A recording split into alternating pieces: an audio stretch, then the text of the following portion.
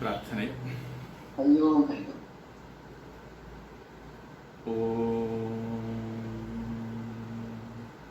ஐந்து கரத்தனை ஆனை முகத்தனை இந்தின் இளம்பிறை போலும் எயிற்றனை நந்தி மகந்தனை ஞான கொழுந்தினை குந்தியில் வைத்தடி போற்றுகின்றேனே. தந்தை தாயாவானும் சார்கதீங்கு ஆவானும் அந்தமிலா இன்பம் நமக்கு ஆவானும் எந்தமது ஊனாகுவானும் உயிராகுவானும் அருட்கோனாகுவானும் குரு. உலகலாம் உணர்ந்தோதற்கரியவன் நிலவுலாவிய நிர்மலி வேணியன் அலகிர்ஜோதியன் அம்பலத்தாடுவான் மலர் சிலம்படி வாழ்த்தி வணங்குவான்.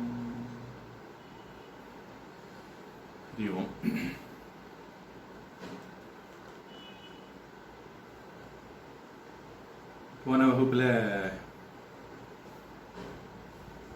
நந்தனார் அல்லது திருநாளை போவார் நாயனார் Recording in progress. வாழ்க்கை பார்த்தோம்.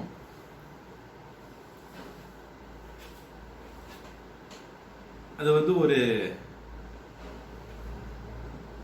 மோஸ்ட் மிஸ் அண்டர்ஸ்டுட் அல்லது மோஸ்ட் ராங்லி ரெப்ரசன்டட் ஒரு கதையாகும்.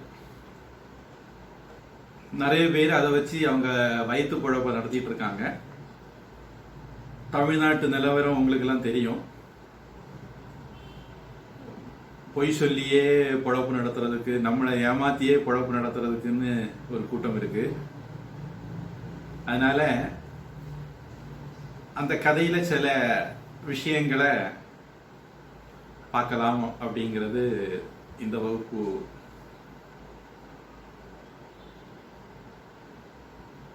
பத்தும் பத்தாததுக்கு எங்க ஊர் ஆளுநர் RN ரவி, கவர்னர் நாயன்மார்கள் ஜாதி வேற்றுமை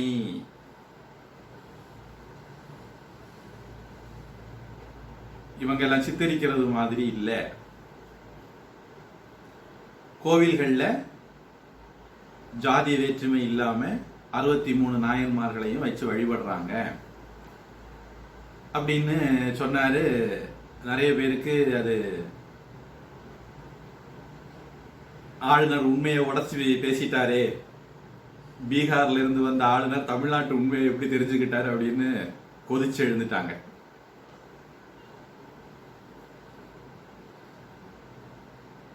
கீதையில கூட 9வது அத்தியாயம் 32வது ஸ்லோகம், மாம்ஹி பார்த்த விபாஸ்ரித்ய ஏபிஸ்யு பாபயோனயः ஸ்திரியோ வைஷ்யாஸ் ததா சூத்ராஸ் யாந்தி தேபி யாந்தி பராம் கதி. யாரு என்னுடைய பக்தர்களாக இருக்கிறார்களோ அவர்கள் பாவிகளாக இருந்தாலும் சரி, பெண்களாக இருந்தாலும் சரி, வைஷ்யர்களாக இருந்தாலும் சரி, சூதர்களாக இருந்தாலும் சரி, எல்லாருமே மோட்சத்தை அடைவார்கள், என்னை அடைவார்கள் அப்படின்னு பகவான் சொல்றார். இதையும் என்ன பண்ணுவாங்க, முதல் வரியில இருக்கிற பாப யோனேக அப்படிங்கிற வார்த்தையை பிடிச்சு கொண்டு கீழே இருக்கிற எல்லாரும் கூடயும் தொடுத்து விட்டுருவாங்க. அதாவது பாபயோனிகளான பாவிகளான பெண்கள், பாவிகளான சூத்திரர்கள், பாவிகளான வைஷ்யர்கள் அப்படிங்கிற மாதிரி தொடுத்துருவாங்க. ஒரு லாஜிக்கலா பார்த்தா கூட அது சரியில்லை. ஒண்ணு, பெண்களை நாம தெய்வமா வழிபடுறோம். 2, மனுஸ்மிருதி மாதிரிப்பட்ட நூல்கள்ல எத்திர நாரியஸ்து பூஜ்யந்தே தத்ர ரமந்தே தேவதாகா. எங்கே பெண்கள் பூஜிக்கப்படுகிறார்களோ மதிக்கப்படுகிறார்களோ அங்கேதான் தெய்வங்கள் மகிழ்கின்றன. இந்த மாதிரி கூட சொல்லி வச்சிருக்கு. சௌகரியமா இந்த மாதிரி விஷயங்களை பேசுறவங்க இந்த மாதிரிப்பட்ட மனுஸ்மிருதியை எல்லாம் மறைச்சிருவாங்க. ஆனா மனுஸ்மிருதியில இப்படி சொல்லியிருக்கு. அப்புறம் பகவானே 10வது அத்தியாயத்துல கீர்த்திர் ஸ்ரீர் வாட்ச நாரீணாம், பெண்கள்ல நான் இப்படி இப்படி இருக்கிறேன் அப்படின்னு சொல்றார். அப்ப இந்த மாதிரி முன்னுக்கு பின் எல்லாம் நம்ம பார்க்கும்போது பெண்கள் பாவிகள் அப்படின்னு எங்கேயுமே எழுதி வச்சதாட்டு எனக்கு தெரியாது. யாரும் சொல்லவும் உதாரணம் மேற்கோள் காட்டினதும் இல்லை. இனி ஒருவேளை பெண்கள் பாவிகள் சொன்னதுக்கு எங்கேயோ ஒரு ஆதாரம் ஒழிச்சிருக்குன்னு கூட, வைஷ்யர்கள் பாவிகள் இவங்க சொல்றபடி பாவிகள்ங்கிறத ஒவ்வொன்றும் கூட கொண்டு தொடுக்கிறதா இருந்தா அடுத்து வைஷ்யர்கள் கூட தொடுக்கணும். வைஷ்யர்கள் பாவிகள் அப்படின்னு யாரும் சொல்ல போறது இல்லை. சொல்ல போனா 3 வர்ணத்துல துஜாதிகள், துஜர்கள் அப்படின்னு சொல்லக்கூடிய பெருமை படைத்தவர்கள் வைஷ்யர்கள். அப்போ அந்த பாப்பயோனிங்கிற வார்த்தையை கொண்டு இவங்க சௌகரியத்துக்கு ஒவ்வொரு ஆளு கூட தொடுக்க முடியாது. இனி சூத்திரர்கள் கூட கொண்டு தொடுப்பாங்க. நம்மளை எப்படியாவது மண்டையை கழுவணும், புழுகணும், நம்மளை ஏமாத்தணும். மதிவதனின்னு ஒரு அம்மா இருக்காங்க, புழுகிறதுல 1ஆம் நம்பர். அத மாதிரி ஏதாவது புழுகணும், ஏதாவது 4 பேர் இழிச்சவா இருந்து ஏமாத்துனா லாபம் தானே நினைப்பாங்க. சூத்திரர்கள் விஷயத்துல வந்தா சூத்திரர்களும் 4 வர்ணத்துல ஒருத்தங்க. அந்த 4 வர்ணம் பகவானுடைய உடல் அப்படின்னு புருஷ சூக்தம் சொல்லுது. இனி ந சூத்ரே பாதகம் கிஞ்சித்து அப்படின்னு மனுஸ்மிருதி சொல்லுது. சூத்திரர்கள்ல பாவம் ஒன்றும் இல்லை, அதனால அவனுக்கு சம்ஸ்காரம் ஒன்றும் பண்ண வேண்டியது இல்லை அப்படின்ட்டு மனுஸ்மிருதி சொல்லுது. இன்னும் பல இடங்கள் இந்த மாதிரி இருக்கு. அப்போ இது ஒரு விஷமத்தனம், mischievous thing to wrongly interpret things. அப்போ கடைசியில பகவான் என்ன சொல்லி முடிக்கிறாரு? தேவி யாந்தி பராங்கதி, அவர்களும் என்னை வந்து அடைவார்கள், மோட்சத்தை அடைவார்கள் சொல்றாரு. அத சௌகரியமா மறந்துடுவாங்க. மறந்துகிட்டு இப்படி எல்லாம் நம்மளை குழப்ப பார்ப்பாங்க. ஒருவேளை இவங்க எல்லாம் பாவிகள்னே வச்சுக்கிட்டாலும் பகவான் என்னதான் சொல்ல வர்றார்? அவர்கள் என்னை வந்து அடைவார்கள், மோட்சத்தை அடைவார்கள் தான் சொல்ல வர்றார். அவர்கள் அடைய மாட்டார்கள், அவர்களுக்கு இடம் கிடையாதுன்னு சொல்ல வரல. அப்போ இதெல்லாம் வந்து விஷக்கிருமிகள் பண்ணுற வேலை. இதை நாம மனசுல வச்சுக்கணும்.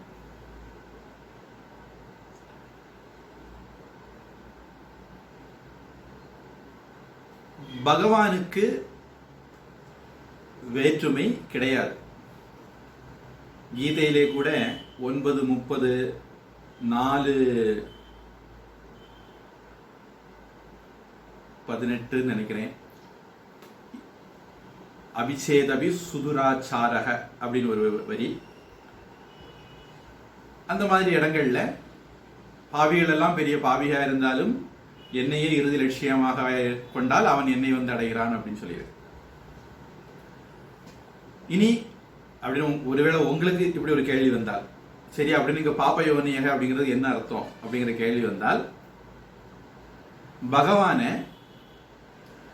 யானை வழிபட்டு அடைஞ்சிருக்குது, செலந்தி வழிபட்டு அடைஞ்சிருக்குது.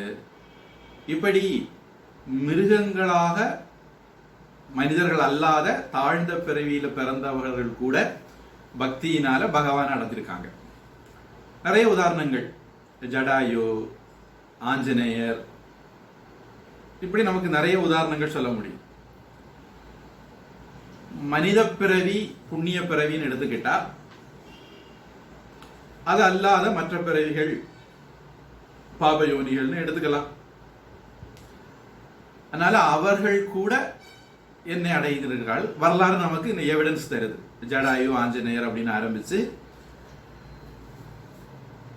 காளகஸ்தி,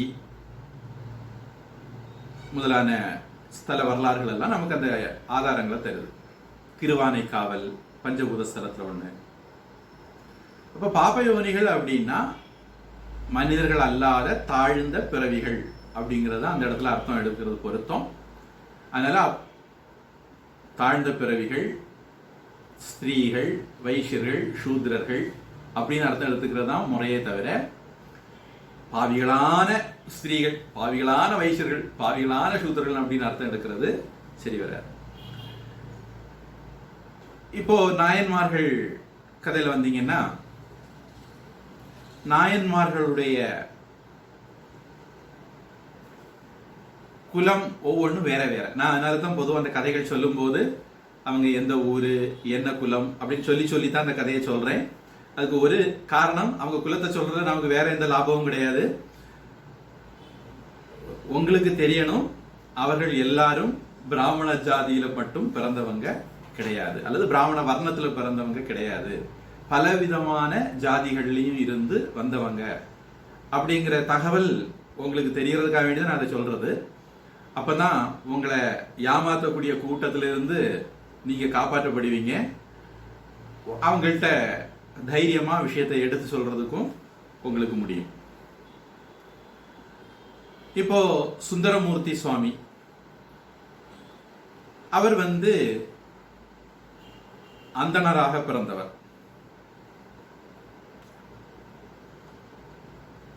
அவர்தான் நாயன்மார்கள் வரலாற்றுக்கு அஸ்திவாரம் போட்டது. 63 பேரையும் தொகுத்தது, கம்பைல் பண்ணவர். அவர் என்ன சொல்றாரு, ஒவ்வொருத்தர் பேரையும் சொல்லி அவர் அந்த அடியவருக்கு நான் அடியேன் அப்படின்னு சொல்றாரு. அவர் அங்க ஜாதி எல்லாம் பார்க்கல, பகவானுடைய பக்தன் அப்படிங்கறத மட்டும்தான் பார்த்தார். அந்த அடியவனுக்கு நான் அடியேன் அப்படின்னார். வைஷ்ணவ சம்பிரதாயத்துல கூட பாத்தீங்கன்னா ராமானுஜர் ஹரிஜன், திருக்குலத்தோர் அப்படிங்கிற வார்த்தையை பயன்படுத்தி இருப்பாரு. அதே அர்த்தத்தில் தான் காந்தியடிகள் ஹரிஜன் அப்படிங்கிற வார்த்தையை பயன்படுத்தினார். பக்தர்கள் வந்துட்டா நாம எல்லாருமே ஒரே குலம் தான் அப்படிங்கிறது அதனுடைய கருத்து. இனி சுந்தரமூர்த்தி சுவாமி, திருநாவுக்கரசு சுவாமி, அப்பூதியடிகள், திரு நீலநக்க நாயனார், நமினந்தியடிகள், திருஞான சம்பந்த சுவாமிகள், கழற்றறிவார் நாயனார், இதுல எல்லாருடைய வாழ்க்கை வரலாறு நாம் இனிமேல் தான் பார்க்க போறோம். இவருடைய வாழ்க்கை வரலாறு நம்ம பார்க்கும்போது அவர்கள் யாருமே நான் உயர்ந்த ஜாதி அப்படின்னு மற்ற நாயன்மார்களை மட்டமா நடத்தி நாம பார்க்க முடியாது. எல்லாரையும் அரவணைச்சு அவர்கள் வாழ்ந்ததை நம்ம பார்க்கிறோம்.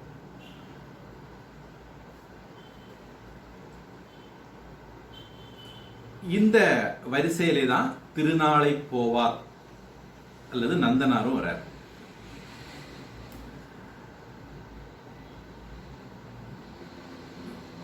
நந்தனார் புலையர் ஜாதியை சேர்ந்தவர்.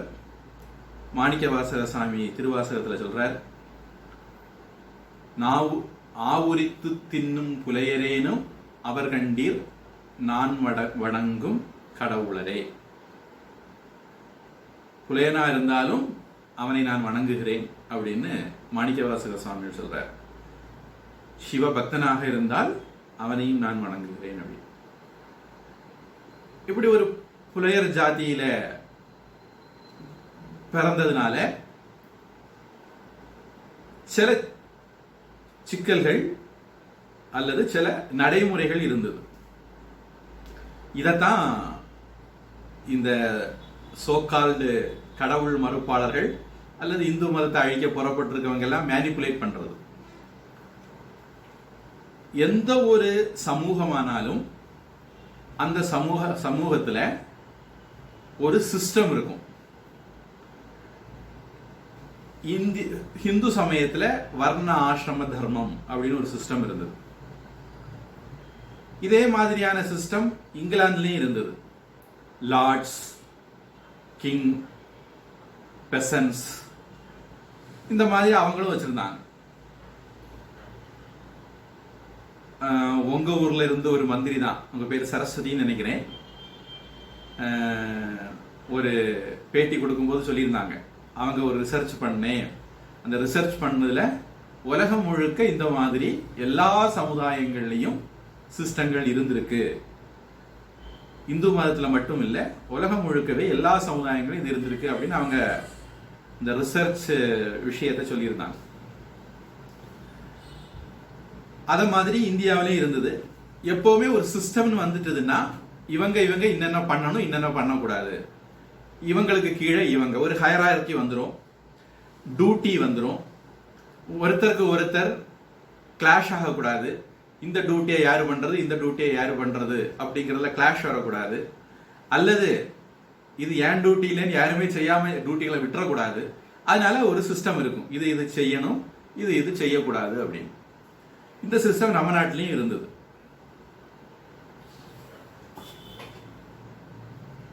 இது ராமர் நமக்கு தெரிஞ்ச எவ்வளவு பின்னாடி போக முடியுமோ அவ்வளவு பின்னாடி போனாலும் அந்த காலத்துல இருந்தே இருக்குது. மகாபாரத காலம், நாயன்மார்கள் காலம் வரைக்கும் இருந்தது அப்படிங்கிறத பார்க்க முடியும். இதுல ஒரே ஒரு விஷயம் மட்டும் நாம ஒத்துக்கலாம் அல்லது சரி செய்யறதுக்கு இருக்குது. என்ன அப்படின்னா, இந்த முறை நாளடைவில் என்ன ஆகி போச்சுதுன்னா, ச காலே நேக மகதா க்ஷீணோ நஷ்ட பரந்தப, காலப்போக்கில் எந்த ஒரு சிஸ்டமுமே கெட்டு போகும். இப்ப ஜனநாயகம்னு சொல்றாங்க இந்தியாவில் இருக்குது அப்படின்னு. இந்துக்களே நிம்மதியாக வாழ முடியாத ஒரு சூழல், சிறுபான்மையினருங்கிற பேர்ல அவங்களுக்கு அதிகமான சலுகைகள், உரிமைகள். இதுதான் இந்தியாவினுடைய நிலைமை. அண்மையில ஒரு ராணுவ வீரருடைய படத்தை எடுத்தாங்களாம், நான் பார்க்கல, கேள்விப்பட்டதை சொல்றேன். முகுந்து வரதராஜன் ஒரு ராணுவ வீரர், அமரன்கிற பேர்ல ஏதோ ஒரு படம் எடுத்தாங்களாம். அந்த படத்தை வெளியிடக்கூடாது அப்படின்னு ராணுவ வீரர்களை இழிவாக பேசுறவங்க, போராட்டம் பண்றவங்க இருக்காங்க. இதுதான் இந்தியாவுடைய நிலைமை. காஷ்மீர்ல இந்துக்கள் நிம்மதியா வாழ முடியாது, பெங்கால்ல வாழ முடியாது, கேரளாவில் வாழ முடியாது. இந்துக்கள் கொத்து கொத்து கொத்தாக கொல்லப்பட்டார்கள். இப்போ அவ்வளவு இல்லைனாலும் கொல்லப்படுகிறார்கள் அப்படிங்கிறத நிலைமை. இதுதான் இந்தியாவினுடைய ஜனநாயகம். அப்போ எந்த ஒரு சிஸ்டமும் ஒரு சரியான தலைவர் இருந்து அவருக்கு கீழே சரியா நடக்கும்போது தான் அது நல்லது. எந்த ஒரு சிஸ்டமும் தப்பா நடக்கும்போது அது பிரச்சனைகளை தான் உண்டு பண்ணும். இந்த சிஸ்டத்திலையும் பிரச்சனைகள் வந்தது. ஏன்னா மனுஷங்க சுயநலவாதிகள், அவங்க எப்பவுமே தனக்கு கீழே கொஞ்சம் பேர் அடிமைகளா வைக்கணும்னு நினைப்பாங்க.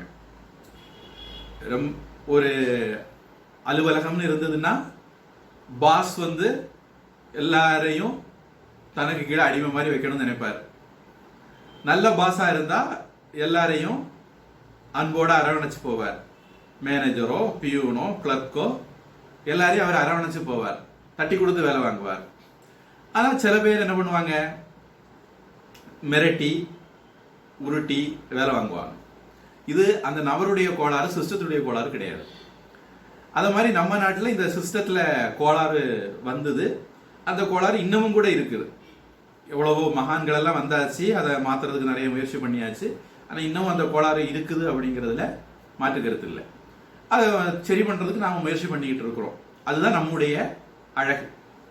இந்து மதத்தினுடைய பியூட்டி என்னன்னா, இந்து மதத்துல ஏதாவது தப்பு இருந்ததுன்னா அதை இந்து மதத்துல உள்ளவங்க சுட்டி காட்ட முடியும். இந்து மதத்துல உள்ளவங்க அதை சீர்திருத்தம் பண்ணவும் முடியும். அதுக்காக வேண்டி யாரும் கழுத்தை வெட்ட மாட்டாங்க. நீ என் மதத்தை விட்டு விலகி போயிட்டேன்னா உன் கழுத்தை வெட்டுவேன், என் மதத்தை பத்தி நீ எதிரா பேசிட்டேனா, நீ விமர்சனம் பண்ணிட்டேனா உன் கழுத்தை வெட்டுவேன். இந்த சிஸ்டம் எப்போதுமே இந்தியாவில் இருந்ததில்லை. எவ்வளவு மோசமான காலத்திலையும் இந்த மாதிரி ஒரு சிஸ்டம் நம்ம நாட்டில் வந்ததில்லை. அதனால இந்து மதம் இன்னைக்கும் உலக மதங்கள்ல எல்லாம் தலை சிறந்த மதமாகவும், ஒரு பரந்த மனப்பான்மை உள்ள மதமாகவும், அக்கமடேட் பண்றதாக அரவணைச்சு போகிற ஒரு மதமாகவும் இருந்துட்டு இருக்கு. அப்போ சில பேரு நான் ஒசந்த ஜாதி, நீ தாந்த ஜாதி அப்படின்னு மற்றவங்களை நடத்த முயற்சி பண்ணாங்களா? அப்படிப்பட்ட அயோக்கியர்கள் இந்தியாவில் இந்து மதத்தில் இருந்தாங்களா? இருந்தாங்க. அதை எதிர்த்து போராடினவங்க இந்து மதத்தில் இருந்தாங்கன்னா அவங்களும் இருந்தாங்க. ஒரு நல்ல உதாரணம் ராமானுஜர். எத்தனையோ பேர் இருக்காங்க, ராமானுஜர் ஒரு உதாரணம். இனி பொதுவா சமூக கட்டுப்பாடுகள்னு வரும்போது ஒவ்வொரு சமூகமும் அந்தந்த கட்டுப்பாடுகளை தானாக விரும்பி கடைபிடிக்கும். எப்பவுமே அது பழக்கம்தான். ஒரு உதாரணத்துக்கு நல்ல உதாரணம் உங்களுக்கு விதுரர். விதுரர் திருதராஷ்டிரன் பாண்டுவனுடைய சகோதரர். ஆனா அவர் தனக்கு ராஜ்யத்துல அந்த அன்னைக்கு இருந்த ரூல்ஸ் படி, நம்ம இதுவும் ஒரு விஷயம் ஞாபகம் வச்சுக்கணும், இன்னைக்கு இருக்கிற சமூக சூழ்நிலையை வச்சுக்கிட்டு இத மாதிரி அன்னைக்கு இருக்கணும் அல்லது இதே கண்ணோட அன்னைக்கு இருந்த சூழ்நிலையை பார்க்க கூடாது. விதுரர் பாண்டுவுக்கும் திருதராஷ்டிரனுக்கும் சகோதரரா இருந்தாலும் அவர் ஒரு நாளும் பதவிக்கு உட்காரணும், ராஜ்யத்தை ஆளணும், ராஜா ஆகணும் அப்படின்னு நினைக்கவே இல்லை. அவர் அன்னைக்கு இருந்த அரசியல் சட்டம் என்ன சொல்லிச்சதோ அதை மிக சிறப்பாக கடைபிடிச்சார். திருதராஷ்டிரனுக்கானாலும் சரி பாண்டுவுக்கானாலும் சரி உரிய தார்மீகமான அறிவுரைகளை கொடுத்தார். அவருக்கு தெரியும் எப்படி ஆட்சி பண்ணது தெரியும், அவருக்கு தெரியும் எப்படி யுத்தம் பண்றதுன்னு தெரியும், அவருக்கு தர்மசாஸ்திரம் நல்லா தெரியும். ஆனா இதெல்லாம் தெரிஞ்சிருந்தாலும் இதெல்லாம் ஒரு ராஜா ஆகிறதுக்கு போதுமான தகுதி தானே அப்படின்னா அவருக்கு தெரியும் தர்மசாஸ்திரப்படி தான் ராஜா ஆகக்கூடாதுன்னு தெரியும். அதனால அவர் ஆகல.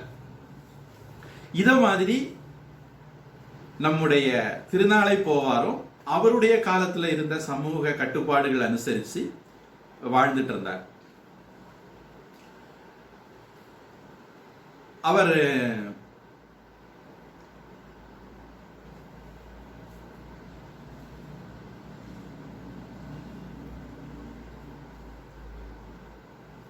அவருடைய குல தொழில் அப்படிங்கிறது தோல் சம்பந்தமான பொருட்கள் விற்கிறது. பொதுவா வர்ணம்ங்கிறது 4 தான். ஆனா இன்னைக்கு நீங்க சமுதாயத்துல பாத்தீங்கன்னா ஆயிரக்கணக்கான அல்லது லட்சக்கணக்கான ஜாதிகள் இருக்கு. இந்த ஜாதிகள் அப்படிங்கிறது தொழில் அடிப்படையில வரும். இப்போ பிராமணன் எடுத்துக்கிட்டா ஐயரு, ஐயங்காரு, சிவாச்சாரியார் இப்படின்னு நிறைய பிரிவு வந்துடும்.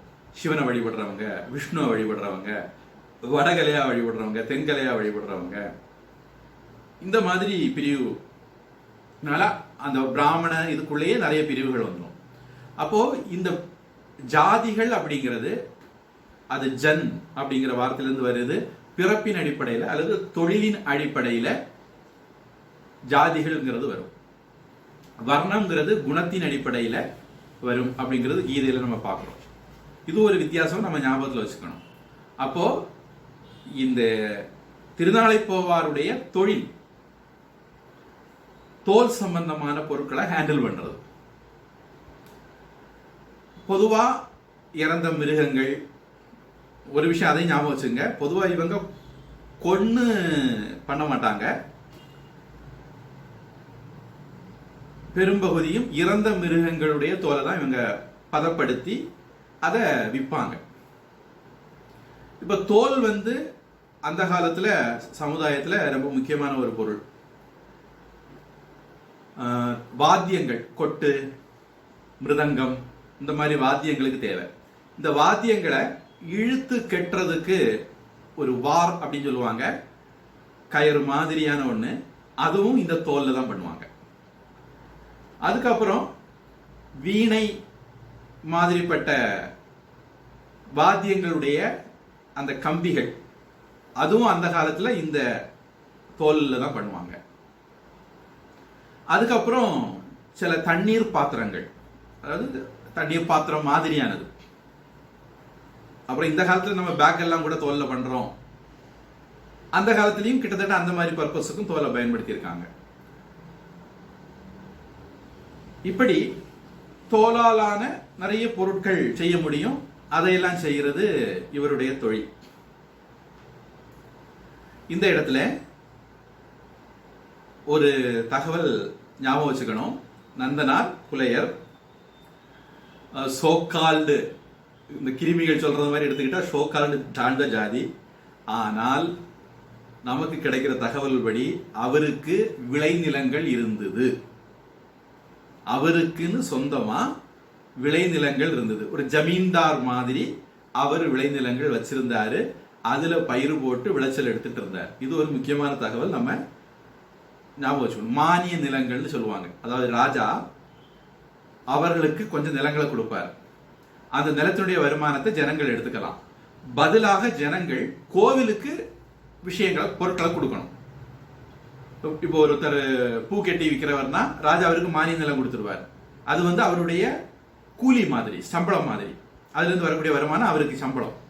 அவர் கோவிலுக்கு பூ கொடுக்கிற கைங்கரியத்தை தவறாம பண்ணணும். இந்த மாதிரி மானிய நிலம் நந்தனாருக்கு இருந்தது. இந்த தகவலை எல்லாரும் மறைச்சிருவாங்க.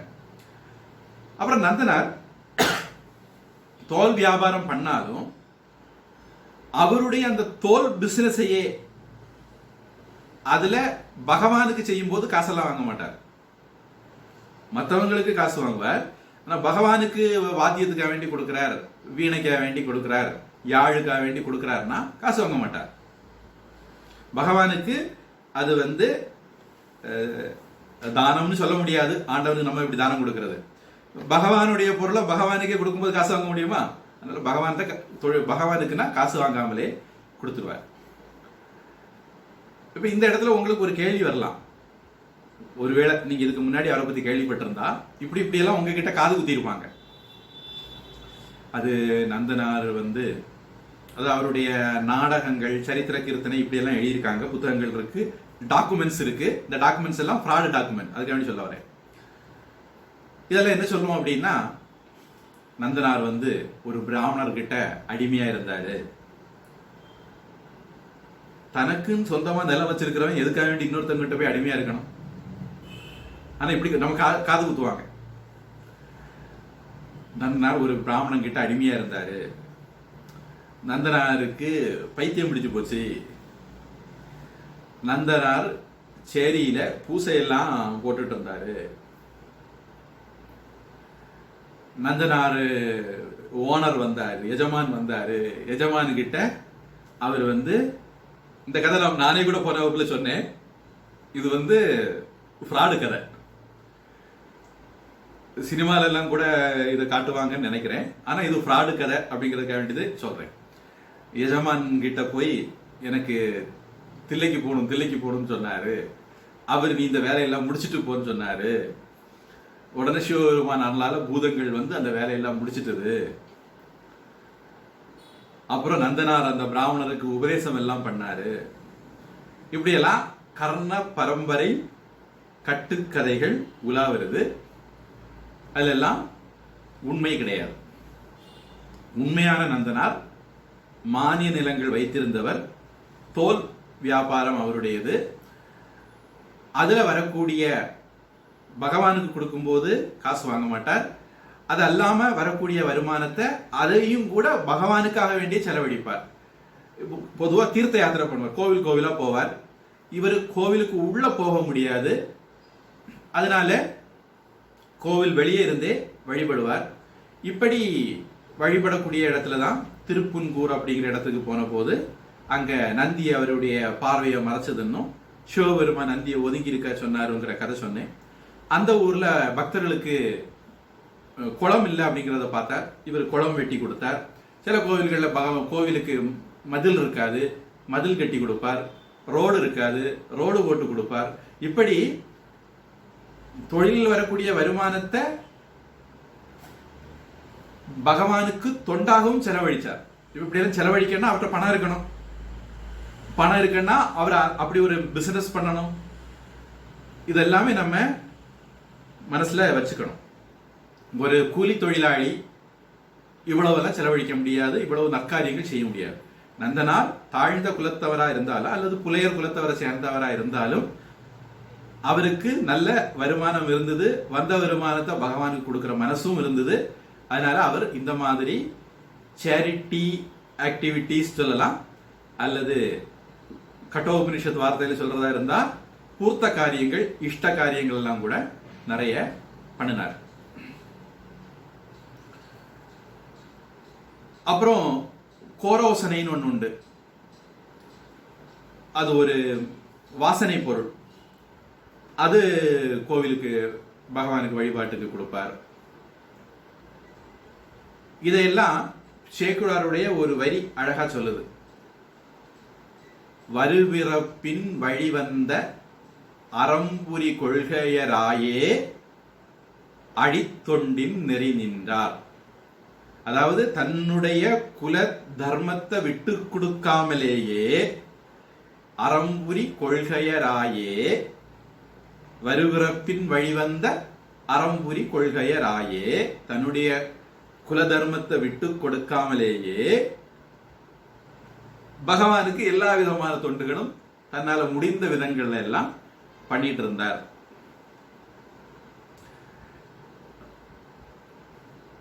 பொதுவா இதத்தான் பகவத்கீதை சொதர்மம் அப்படின்னு சொல்லுது. 3:35 பகவான் சொல்றார், ஸ்ரேயான் சொதர்மோ விகுணக பரதர்மாத் ஸ்வனுஷ்டிதாத். நான் கோவில்ல கர்ப்பகிரகத்துக்குள்ள போகணும், நான் மணி அடிக்கணும், இப்படியெல்லாம் ஒருத்தர் நினைக்க வேண்டியது இல்லை, தேவையே இல்லை. நீங்க வந்து கோவில் உள்ள கர்ப்பகிரகத்துல போய் மணி அடிச்சா மட்டும்தான் பகவான் உங்களை ஏத்துக்குவாரு. நீங்க அவருக்கு பூ கட்டி போட்டா ஏத்துக்கிட மாட்டாரு, அல்லது வேற விதங்கள்ல தொண்டு செய்தீங்கன்னா ஏத்துக்கிட மாட்டாரு அப்படின்னு பகவானுக்கு கிடையாது. பகவான் பக்தியை தான் பார்க்கிறார். பத்திரம் புஷ்பம் பலம் தோயம் யோமே பக்தியா பிரயச்சதி. பக்தியை தான் பகவான் பார்க்கிறார்.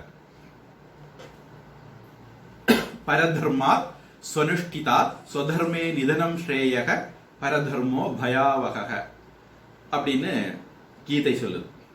நீ உன்னுடைய சுதர்மத்தை அனுசரிச்சா போறோம், அவன் இப்படி செய்யறான் இவன் இப்படி செய்யறான் அப்படின்லாம் நீ நினைக்க வேண்டியதில்லை. சில பேருக்கு வந்து சங்கீதம் தெரிஞ்சது, அவங்க சங்கீதத்துல பாடி பாடியே பகவானை வழிபட்டாங்க. அதுக்கு வேண்டி நம்ம வந்து சங்கீதத்துல பாடி வழிபட நம்ம நினைக்க வேண்டிய அவசியம் கிடையாது. எந்த விதத்துல எனக்கு முடியுதோ அந்த விதத்துல நாம் பகவானை வழிபட்டுக்கலாம். 18:47 பகவான் சொல்றார், ஸ்ரேயான் சுதர்மோ விகுணக பரதர்மாத் ஸ்வனுஷ்டிதாத். நீ என்னதான் அடுத்தவர்களுடைய கடமையை, தொழிலை, தர்மத்தை நல்லபடியாக கடைபிடிச்சிருந்தாலும் உன்னுடைய சுதர்மத்தை கடைபிடிக்கிறதான் சிறந்தது. சுபாவ நியதம் கர்ம குருவன் ந ஆப்னோதி கில்பிஷம். உனக்கு விதிக்கப்பட்ட கடமையை, உன்னுடைய கடமை நீ செய்யறதுனால உனக்கு எந்த விதமான பாப்பமும் வராது. அது மாதிரி 3:8 பகவான் சொல்றார், நியதம் குரு கர்மத்துவம் கர்மஜ்யாயோகி அகர்மணக. உனக்கு விதிக்கப்பட்ட கடமையை செய். 18:7 நியதஸ்ய து சந்நியாசக கர்மணோ நோ உபபத்தியதே. உனக்கு விதிக்கப்பட்ட கடமையை நீ கடைபிடிக்காம இருக்கிறது, விடுறது நல்லதில்லை. மோகாத்தஸ்ய பரித்தியாக தாமச பரிகீர்த்திதக. மோகத்தினால, முட்டாள்தனத்தினால நீ அதை கைவிட்டேனா அது தாமசம் அப்படின்னு சொல்லப்படும். காரியம் இத்தியேவ எத்கர்ம நியதம் கிரியதே அர்ஜுன. இது என்னால செய்யப்பட வேண்டியது, என்னுடைய குலத்தொழில், இதை நான் செய்கிறேன் அப்படின்னு ஒருத்தன் செய்தானால் சங்கம் தெக்துவா பலம் செய்வ சத்யாக சாத்விகோ மதக அப்படின்னு 18:9 பகவான் சொல்றார். பச்சை விட்டு பலனை விட்டு செய்த அந்த காரியம் சாத்விகமான தியாகம்னு சொல்லப்படும். 18:23 நியதம் சங்கரஹிதம் அராகத்வேஷத கிருதம். பற்றில்லாம விருப்பு வெறுப்பு இல்லாம செயல்பட்டால் அபல பிரேப்சுனா கர்ம, பலனை எதிர்பாராம செய்தால் தத் சாத்விகம் உச்சதே, அது சாத்விகமான கர்மம் சொல்லப்படுகிறது அப்படின்னு. இந்த மாதிரி கீதையில சொன்னது மாதிரி நந்தனார் தன்னுடைய வாழ்க்கையை நடத்தி வந்தார் அப்படிங்கிறத நாம பார்க்கிறோம். இப்படி கோவில் கோவிலா போயிட்டு இருந்தார். அவர் இருந்த ஊரை சுற்றி எங்கெங்க கோவில் போக முடியுமோ போயிருந்திருப்பார். அவருக்கு மனசுக்குள்ள ஒரு ஆசை, சைவ மரபுல கோவில் அப்படின்னு சொன்னா தில்லை, சிதம்பரம், நடராஜர். வைஷ்ணவ மரபுல கோவில் அப்படின்னு சொன்னா ஸ்ரீரங்கம். இதுக்கு நம்ம எத்தனையோ கோவில் போறோம், ஒரு தடவை தில்லைக்கும் போனா நல்லா இருக்குமே அப்படின்னு நினைப்பார். அப்படியே சாயந்தரம் ஆக ஆக அவருக்கு கோவிலுக்கு போகணுங்கிற உணர்வு அப்படியே பொங்கி வரும். நாளைக்கு கண்டிப்பா போயிடுவேன் அப்படின்னு முடிவு பண்ணுவார். அப்புறம் ராத்திரி தூங்கி எழும்புற உடனே அப்படியே அது வேகம் குறைஞ்சு போயிடும். சரி இன்னொரு நாள் போலாம் அப்படிங்கிற மாதிரி மனநிலைக்கு வந்துடுவார்.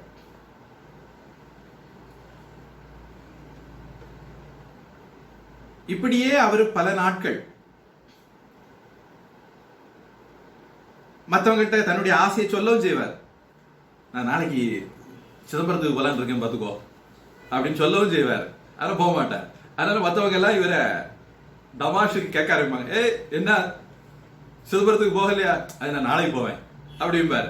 இப்படி நாளைக்கு போவேன் இவர் சொல்லி சொல்லி வந்ததுனால எல்லாரும் இவருக்கு நாளைக்கு போவேன்னு பேரே வச்சுட்டாங்க. அதனால திரு நாளை போவார் அப்படிங்கிற பேர் அவருக்கு வந்தது.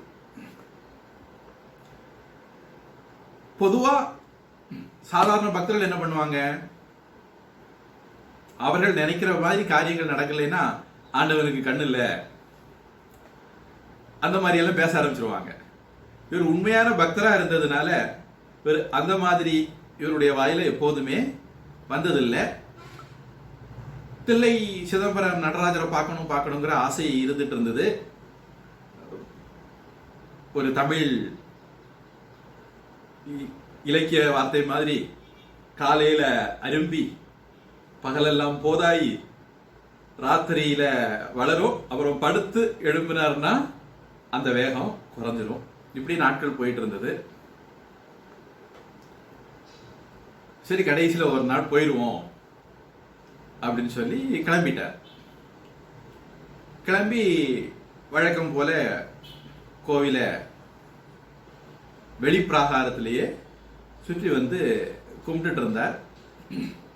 மனசுக்குள்ள ஒரு ஆசை, கோவிலுக்குள்ள போய் கும்பிட்டா நல்லா இருக்குமே அப்படின்னு.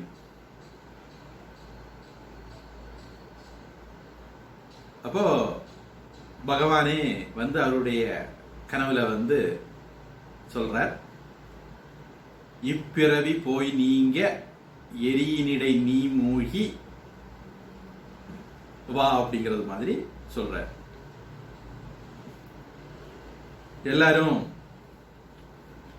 அதாவது உலகத்துல ஒரு சிஸ்டம் இருக்கு, அந்த சிஸ்டம் படி நீ கோவிலுக்குள்ள வரக்கூடாதுன்னு நினைக்கிறவங்க இருக்காங்க, நீயும் நம்ம கோவிலுக்குள்ள போக கூடாதுன்னு இருக்கிற, அதை நமக்கு உடைச்சிருவோம். நான் வந்து நாளைக்கு ஒரு அதிசயம் பண்ண போறேன். அதனால நாளைக்கு நீ வந்து நெருப்புல குளிச்சு ஒரு முனிவனாக மாறி, அதாவது பிரம்மா மாதிரி மாறி என்ன பார்க்க வா அப்படின்ட்டு இவருக்கு காட்சியில வந்து சொல்ற. சரி, இவருக்கு மட்டும் சொன்னா போருமா? சரியாகாது. அதனால பகவான் என்ன பண்றாரு, எந்த ஜனங்கள் இவரை உள்ள விடக்கூடாதுன்னு நினைப்பாங்களோ அவங்க கிட்டையும் போய் சொல்லிட்டார். தில்லைவாழ அந்தணர்கிட்டையும் போய் சொல்லிட்டார். இப்படி என்னுடைய பக்தன் ஒருத்தன் சுற்றுப்புறத்துல இருக்கிறான், உங்களுடைய சமூக நீதி கட்டுப்பாடுகளால அவன் உள்ள வராம இருக்கிறான். ஆனா என்னுடைய பக்தர்களே தலை சிறந்தவன் அவன் தான். நீங்க தினமும் நெருப்பு மூட்டி யாகம் பண்ணி என்ன கும்பிடுறீங்க. ஆனா அவன் அந்த மாதிரிலாம் என்ன கும்பிடலைனாலும் மனசு கசிந்து உருகி என்ன கும்பிட்டு இருக்கிறான். உங்களால எனக்கு நெருப்பை வளர்க்க முடியும், அதாவது நெருப்பை தொட முடியாது. அவன் அந்த நெருப்புக்குள்ளேயே குளிச்சுட்டு வருவான் பாருங்க. நீங்க நாளைக்கு ஒரு ஏற்பாடு பண்ணி கொடுங்க, பண்ணிட்டு அவனை கூப்பிடுங்க, அவன் வருவான் அப்படின்ட்டு அவங்க கிட்டையும் சொல்லிட்டார்.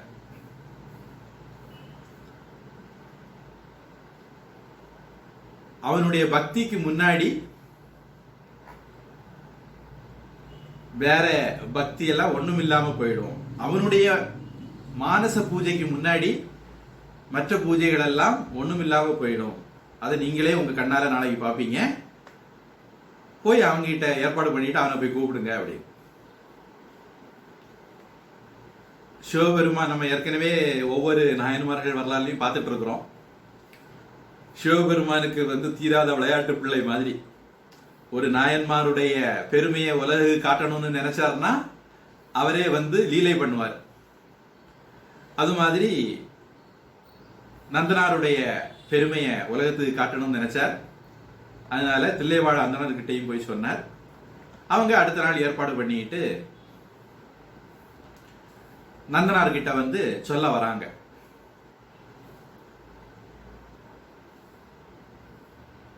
இப்படியெல்லாம் சம்பவங்கள் நடக்கலன்னு வச்சுக்கோங்களேன், நம்மள திருத்த முடியாது. நமக்கெல்லாம் ஒரு பாடம் தர்றதுக்காக வேண்டிதான் பகவான் இந்த மாதிரி லீலைகள் பண்றார். அவருக்கு நந்தனார உயர்குலத்துல பிறக்க வச்சு கும்பிட்டுக்கிட்டு மோட்சம் அடைய வச்சிருக்க முடியும். ஆனா நம்ம சில பாடம் படிக்கணுமே. அதனால இந்த மாதிரி நிறைய இந்து மதத்துல மகான்களுடைய வாழ்க்கையில இப்படி நிறைய இருக்கு. இப்ப கீதைக்கு ஞானேஸ்வரி அப்படின்னு ஒரு கீதா வியாக்கியானம் மகாராஷ்டிரத்துல இருக்கு. ஞானேஸ்வரர்ங்கிறது அந்த சுவாமி பெயர். அவருடைய சகோதரி முக்தாபாய். இந்த 2 பேரும் பெரிய ஞானிகள். ஆனா இந்த உயர்குலத்துல பிறந்ததுனாலே நான் பெரிய ஆளாயிட்டேன்னு நினைக்கிற ஒரு கூட்டம் இருக்குமே, அந்த கூட்டம் இவங்கள மதிக்கிறது இல்லை. அப்போ ஒரு தடவை இவர்கிட்ட வந்து எங்க இந்த எரும மாடை வேதம் சொல்ல வைக்க முடியுமா அப்படிங்கிற மாதிரி கேட்டார். அது நாங்கெல்லாம் வேதம் படிச்சு கரகண்டவங்க, நீ எல்லாம் எரும மாட்டுக்கு சமம், நீ எல்லாம் வேதம் சொல்லக்கூடாது அப்படிங்கிற தொனி. அதனால அந்த சுவாமி என்ன பண்ணார், அந்த எரும கடவுள் வேதம் சொல்ல சொன்னார். எரும மாடு வேதம் சொல்ல ஆரம்பிச்சு. அந்த சுவாமி மட்டும் இல்ல, அவருடைய சகோதரியும் பெரிய ஞானியா இருந்தாங்க அப்படிங்கிறத நாம பார்க்கிறோம். மகாபக்த விஜயம் அப்படிங்கிற ஒரு நூல் உண்டு. அந்த புத்தகம் பார்த்தீங்கன்னா பக்தருடைய வாழ்க்கை வரலாறு தான். பொதுவா பண்டரிநாதன் பாண்டுரங்கனுடைய பக்தர்கள், அவர்களையும் பார்த்தீங்கன்னா எல்லா தரப்பட்ட ஜனங்களும் அதில் இருப்பாங்க. ஏழை பாழை, உயர்ந்த ஜாதி தாழ்ந்த ஜாதி எல்லாரும் இருப்பாங்க. ராஜா, சாதாரண கூலி தொழிலாளி எல்லாரும் இருப்பாங்க. கிட்டத்தட்ட அது மாதிரி தான் நம்முடைய நாயன்மார்கள் வாழ்க்கை வரலாறும். அப்போ இவங்க வந்து வராங்க. இந்த இடத்துல இது ஒரு முக்கியம். சிவபெருமான் வந்து தில்லையாளர் சொல்லிட்டார். இவங்க என்ன பண்ணிருக்கலாம், இவர்கிட்ட வந்து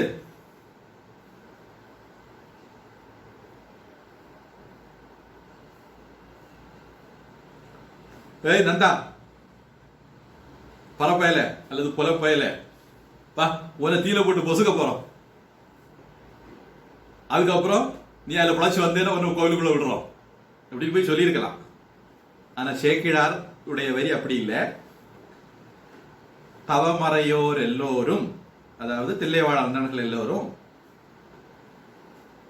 நந்தனார்கிட்ட போய் ஐயரே, அவங்க சொன்ன வார்த்தை என்னது, ஐயரே. இது சேக்கிழார் சொல்ற எழுதி வச்சிருக்கிற வார்த்தை. அம்பலவர் அருளால் இப்பொழுது அணைந்தோம். பகவான் சொன்னாரு, அதனால உங்ககிட்ட வந்தோம். வெய்ய அழலமைத்து உமக்கு தர வேண்டி, உங்களுக்கு பூக்குழி அமைச்சு தர்றதுக்கு, குண்டம் அமைச்சு தர்றதுக்கு பகவான் என்கிட்ட சொன்னார். அதனால அது ஏற்பாடு பண்ணியிருக்கிறோம் அப்படின்னு சொல்றதுக்காக வேண்டி வந்தோம் அப்படின்னு சொல்றாரு. இந்த இடத்துல இது ஒரு விஷயம். குண்டம் இறங்குறது, பூக்குழி இறங்குறது, இது வந்து இன்னைக்கும் தமிழகத்துல பல இடங்கள்ல சிறப்பா நடக்கிற விஷயம். கோயம்புத்தூர்ல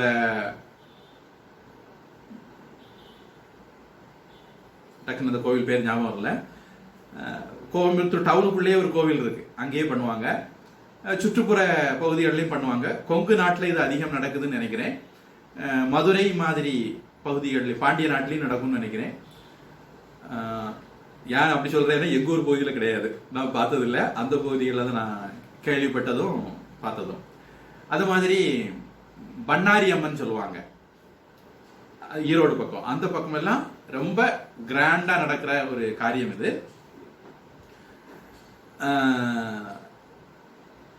நந்தனார் இல்ல, எந்த ஒரு பக்தனும் விரதம் இருந்து அந்த குறிப்பிட்ட நாள்ல அந்த கனல்கள், தீ கனல்களுக்குள்ளோட நடந்து போவாங்க.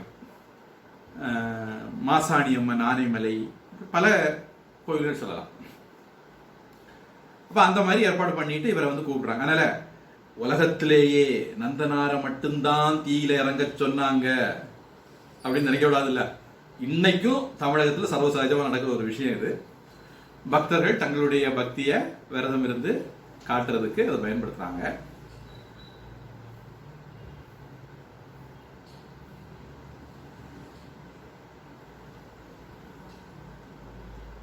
அப்ப இவங்க போய் மரியாதையா நந்தனார ஐயரே அப்படின்னு சொல்லி கூப்பிட்டு வராங்க.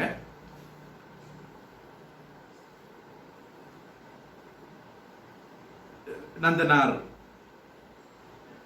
தீக்குள்ள இறங்குறார். அந்த வலம் வந்து பகவானை தொழுதுட்டு தீக்குள்ள இறங்குறார். சீதாம்மா எப்படி ராமாயணத்துல லக்ஷ்மணன் மூட்டின நெருப்புக்குள்ள இறங்குனாங்களோ அது மாதிரி நந்தனார் இறங்கினார்.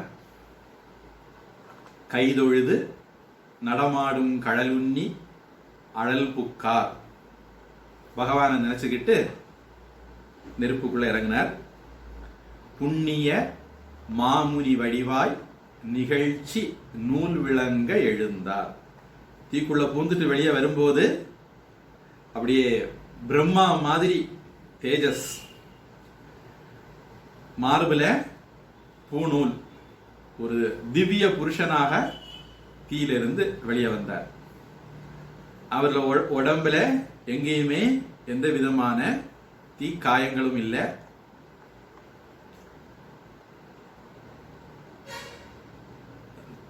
நெருப்புல மூழ்கி தன்னை சுத்தி பண்ண, நம்ம எல்லாம் தண்ணியில மூழ்கி தான் நம்மளை சுத்தி பண்ணுவோம்.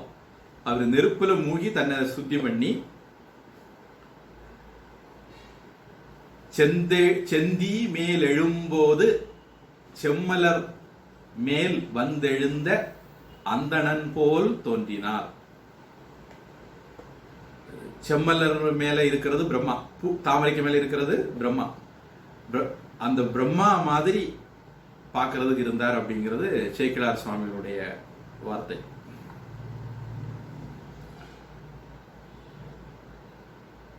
இந்த சமயத்துல தேவர்கள் எல்லாம் பூமாரி பொழிந்தார்கள். தேவ வாத்தியங்கள் எல்லாம் முழங்கிச்சது. தில்லைவாழ் அந்தணர்கள் எல்லாம் கை கூப்பினாங்க. எல்லாரும் சேர்ந்து கோவிலுக்குள்ள போறாங்க. அத சொல்லும்போது சேக்கிழார் சொல்றார், திருநாளை போவாராம் மறைமுனிவர் தில்லைவாழ் அந்தணரும் உடன் செல்ல செந்தெய்தி உள்புகுந்தார் அப்படின்னு.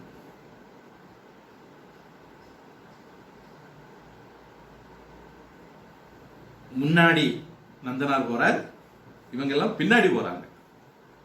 அப்படி நந்தனார் கோவிலுக்குள்ள போறார். இப்படி எல்லாரும் கோவிலுக்குள்ள போறாங்க.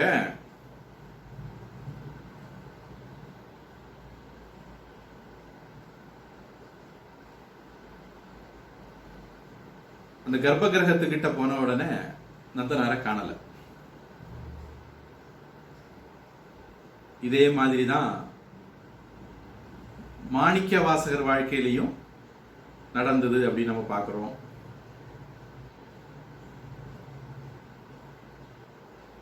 ஆண்டாள் வாழ்க்கையில் நடந்ததுன்னு பார்க்கிறோம்.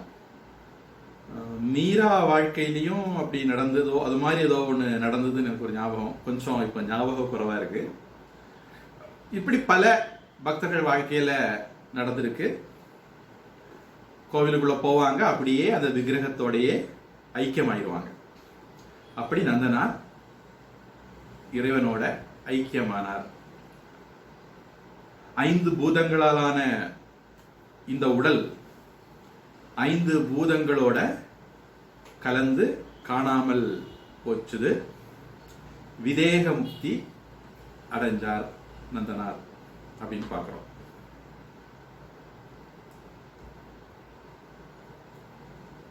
அப்போ நாம ஒரு சிஸ்டம் உருவாக்குறோம். நாள் பல என்ன ஆகி போகுது, எதுக்காக வேண்டி சிஸ்டம் உருவாக்கணுங்கிறத மறந்துகிட்டு சிஸ்டத்தை இறுக்கி பிடிச்சுக்கிட்டு நோக்கத்தை கோட்டை விட்டுருவோம். இது ஒரு சின்ன உதாரணம், ரொம்ப உங்களால ரிலேட் பண்ண முடிஞ்சது. கணவன் மனைவி வச்சுக்கலாம், கணவனுக்கு இன்ன டியூட்டி, மனைவிக்கு இன்ன டியூட்டி, இந்த மாதிரி ஏற்படுத்தி வச்சிருந்தாங்க. அப்புறம் ஒரு காலத்துக்கு மேல என்னாச்சது, மனைவி கணவனுக்கு அடிமையா இருக்கணும்ங்கிற மாதிரி லெவலுக்கு ஆண்கள் போக ஆரம்பிச்சிட்டாங்க. இந்த மேல் சாவனிசம் அப்படிங்கிற அளவுக்கு ஆண்கள் போக ஆரம்பிச்சிட்டாங்க. எல்லா ஆண்களும் இல்லைனாலும் அப்படி போன ஆண்களும் இருந்தாங்க. வாழ்க்கை துணை, தர்ம பத்தினி, சக தர்மிணி, இப்படியெல்லாம் அழகான வார்த்தைகள் இருக்கு. ரெண்டு பேரும் ஒத்து சேர்ந்து குடும்பம் நடத்தணும் அப்படின்னு சொல்ல போனா, ஒரு சடங்கு, அந்த மாட்டு வண்டியினுடைய அந்த நுகம் யோக்கில் வந்து ரெண்டு பேரும் இங்க கழுத்தை வச்சு இது பண்ணுவாங்க. எப்படி ஒரு ரெட்டை காளை மாடு வண்டியில ரெண்டு காலையும் ஒரே மாதிரி போனா தான் வண்டி ஓடுவோம். அது மாதிரி கணவன் மனைவியும் ஒரே மாதிரி போகணும், மனசு ஒருமிச்சு போகணும் அப்படிங்கிறதுக்காக வேண்டி சப்தபதிங்கிற சடங்கு வச்சிருந்தாங்க. இப்படி நிறைய இதெல்லாமே பெரியவர்கள் சரியா ஏற்படுத்தி வச்சிருந்தாலும் மனிதர்கள் தங்களுடைய இன்செக்யூரிட்டி ப்ராப்ளம் அல்லது செல்பிஷ்னஸ் அல்லது ஈகோ இந்த மாதிரி காரணங்களால அந்த சிஸ்டத்தை தப்பான வழிக்கு கொண்டு போகக்கூடும். அதை மறுபடியும் சரி கட்டி சரியான வழிக்கு ட்ராக்கு கொண்டு வர வேண்டியது நம்முடைய கடமை, பெரியவருடைய கடமை. அதனால நந்தனார்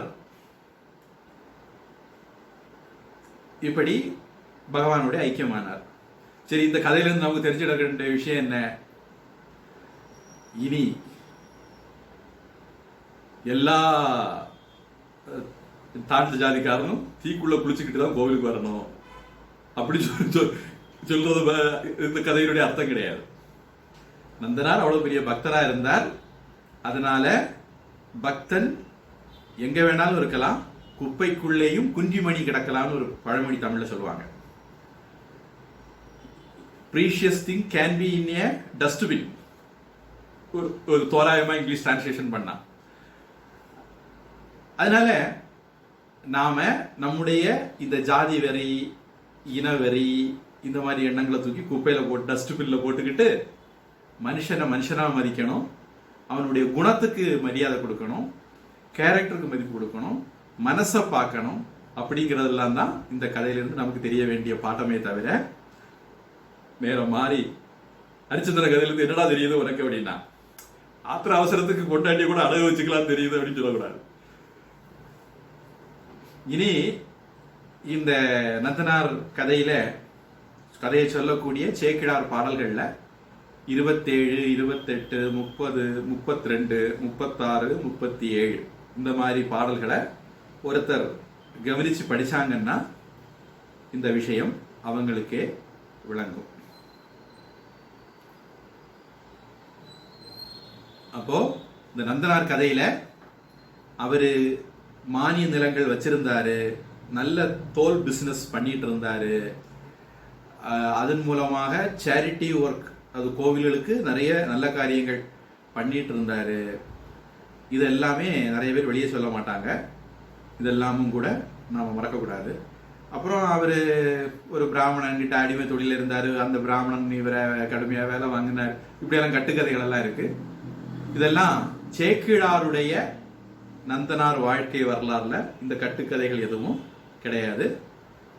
சில பேர் தங்களுடைய விஷம பிரச்சாரத்துக்காக வேண்டி, ஆன்டி ஹிந்து அஜெண்டாவுக்காக வேண்டி இந்த மாதிரி நிறைய கதைகள் எல்லாம் கோர்த்திருக்காங்க அப்படிங்கறத நம்ம ஞாபகம் வச்சுக்கணும். அப்புறம் நம்ம சில பேருக்கு ஒரு எண்ணம் இருக்கும், கடவுள் என்ன நல்லா வச்சார்னா நான் கடவுளுக்கு என்ன வேணாலும் செய்வேன் அப்படின்னு நினைப்போம். கொடுக்கறதுக்கு மனசுதான் வேணும். நம்ம கிட்ட என்ன இருக்கோ அதை கொடுத்தா பகவான் சந்தோஷத்தை மட்டும் ஏத்துக்குவார் அப்படிங்கிறதும் நந்தனார் அவருடைய வாழ்க்கை சூழல்ல அவருக்கு என்ன பகவானுக்கு கொடுக்க முடிஞ்சதோ அதை கொடுத்தார். ஊசலார் நாயனார்னு ஒரு கதை வரும். மனசுலேயே கோவில் கட்டினார் அப்படின்னு வரும்போது அதை பார்ப்போம். இனி இந்த நந்தனார் மாதிரி கடவுளோட கலந்தவர்கள் ஆண்டாள் இருக்காங்க. திருஞான சம்பந்தர் அதே மாதிரி அவரையும் திருமண சமயத்துல நெருப்பு வந்து அதுல எல்லாரும் ஜோதியில ஐக்கியமாயிட்டாங்க அப்படின்னா திருஞான சம்பந்தர் வாழ்க்கையும் வரும். வடலூர் ராமலிங்க அடிகள் அல்லது வள்ளலார்னு சொல்லப்படுறவர், அவரும் அந்த மாதிரி இறைவனோட ஐக்கியமானதாக அவருடைய வாழ்க்கையில வருது. அப்புறம் தாழ்ந்த ஜாதி அப்படிங்கிறதுக்காக வேண்டி நம்ம யாரையும் தாழ்ந்த ஜாதின்னு விட்டுருங்க, எந்த ஒரு கிரைட்டீரியா வச்சு ஒருத்தரை மட்டமா பார்க்கிற புத்தி நமக்கு இருக்கக்கூடாது. கேரளாவில் எழுத்தச்சன், எனக்கு ஞாபகத்தை சரியா இருந்தா எழுத்தச்சன், அதாவது father of literature, Malayalam literature, அவரு கிட்ட போய் சோகால்டு உயர்ந்த ஜாதிக்காரங்க சொன்னாங்களாம், உங்களுடைய செக்கில் என்ன ஆடும் அப்படி. அவருக்கு வந்து எண்ணெய் ஆட்டுற பிசினஸ், அதனால அவர் மட்டமாட்டு உங்க செக்கில் என்ன ஆடும்னு கேட்டாராம். அவரு சொன்னாரா 4 6 ஆடும் அப்படின்னு. அதாவது வேதங்களும் வேத அங்கங்களும் ஆடுங்கிற அர்த்தத்துல அவர் அப்படி சொன்னாரு அப்படி சொல்லுவாங்க. சிலப்பதிகாரத்துல மாதவி அவங்களுடைய குலத்தின் அடிப்படையில் சில பேர் மட்டமா நினைப்பாங்க. ஆனால் அவர்கள் எவ்வளவு உயர்ந்த வாழ்க்கை வாழ்ந்தாங்க அப்படிங்கறது நம்ம சிலப்பதிகாரத்துல பாக்குறோம். MS சுப்புலட்சுமின்னு ஒரு அம்மா இருந்தாங்க, நமக்கு எல்லாம் தெரிஞ்சவங்க. சுப்ரபாதம், அப்புறம் வெங்கடேச சுப்ரபாதம், விஷ்ணு சஹஸ்ரநாமம், இந்த மாதிரி நிறைய பாடியிருக்காங்க. அந்த அம்மாவை சில பேர் மட்டம் தட்டுறது உண்டு. இல்ல ஜாதி, பணம், அந்தஸ்து, குலம், பால், மதம் இப்படியெல்லாம் பார்த்து ஒருத்தரை மட்டம் தட்டுறது நல்ல குணம் இல்லை. யாருக்கு திமிர் இருக்கோ, ஈகோ இருக்கோ, அவங்க அந்த வேலையை பண்ணலாம். யாருக்கு பயம் இருக்கோ, இன்செக்யூரிட்டி ப்ராப்ளம் இருக்கோ, அவங்க அந்த வேலை பண்ணுவாங்க. யாருக்கு மற்றவங்களை மட்டம் தட்டுற புத்தி இருக்குதோ அவங்க அந்த மாதிரி இது பண்ணுவாங்க. ஆனா அதெல்லாம் நமக்கு கூடாது, நல்லதில்லை. பெரிய மகான்களை நாம அவமதிச்ச பாவம் கூட நமக்கு வரலாம் அப்படிலாம் பண்ணா. பொதுவாக இந்த மாதிரிப்பட்டவங்க, அதாவது திமிர் உள்ளவங்க, இன்செக்யூரிட்டி ப்ராப்ளம் உள்ளவங்க எல்லாம் தாழ்ந்த ஜாதிக்காரங்க அப்படிதான் இல்லை. தன்னுடைய வாழ்க்கை துணையை கூட அவங்க மதிக்காம இருக்கலாம், தன்னுடைய பிள்ளைகளை மதிக்காம இருக்கலாம், அல்லது பிள்ளைகள் பெற்றோரை மதிக்காம இருக்கலாம். இப்படியெல்லாம் கூட இருக்கக்கூடும்.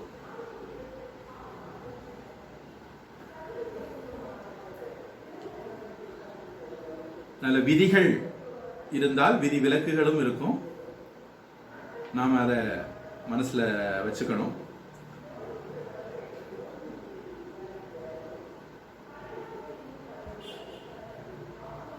ஏதாவது கேள்வி இருந்தா கேட்கலாம். கிட்டத்தட்ட நாம நேரத்தை நெருங்கிட்டோம். ஏதாவது கேள்வி இருந்தா கேட்கலாம், இல்லைன்னா பிரார்த்தனை பண்ணி அடுத்த வகுப்புல சந்திப்போம்.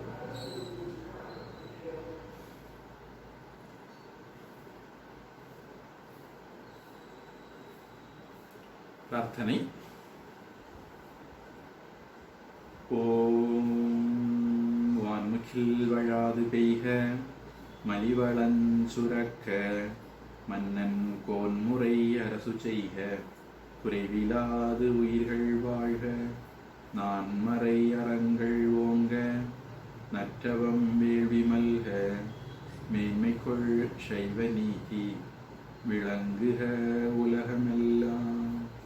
வாழ்க அந்தணர் வானவரானினம், வீழ தன்புனல் வேந்தனும் ஓங்குக, ஆழ்க தீயதெல்லாம் அரண்நாமமே சூழ்க, வையகமும் துயதீர்கவே. ஹரி ஓம் தத் சத். சர்வம் பிரம்மார்ப்பணமஸ்து. ஸ்ரீ கிருஷ்ணார்ப்பணமஸ்து.